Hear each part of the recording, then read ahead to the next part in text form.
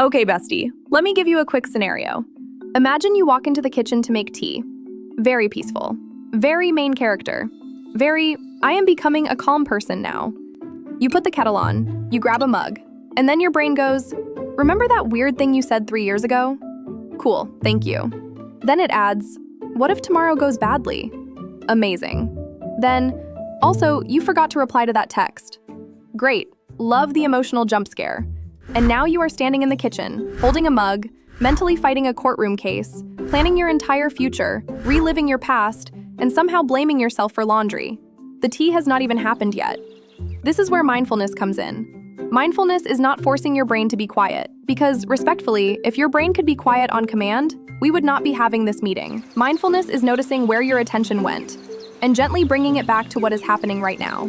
That's it. Not floating, not glowing, not becoming a wise little mountain goat, just noticing. So in the kitchen example, mindfulness sounds like, oh, I'm thinking about tomorrow. Or, oh, I'm replaying that awkward conversation again.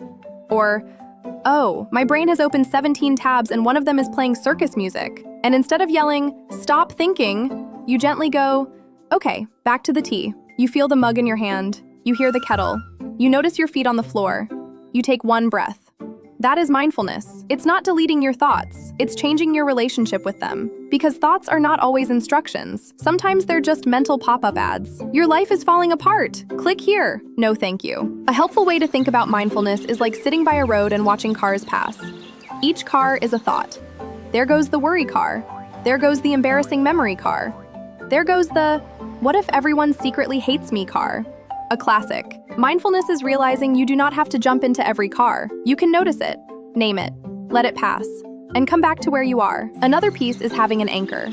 An anchor is something in the present moment that helps you come back when your attention wanders. Your breath can be an anchor. The feeling of your feet on the floor can be an anchor. The sound of rain, music, your hands, your coffee, your blanket, your cat judging you from across the room.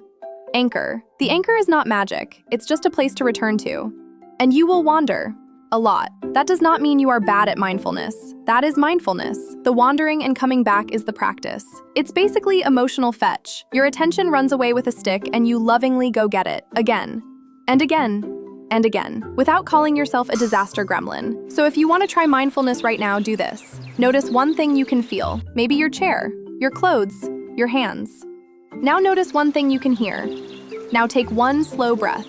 And if your brain immediately starts thinking about dinner, work, your inbox, or that one person who said, we need to talk, with absolutely no context, that's okay.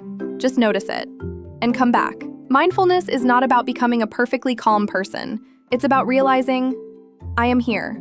My thoughts are loud, but they are not the whole room. And I can come back to myself. One breath at a time. Very cute, very healthy. Growth.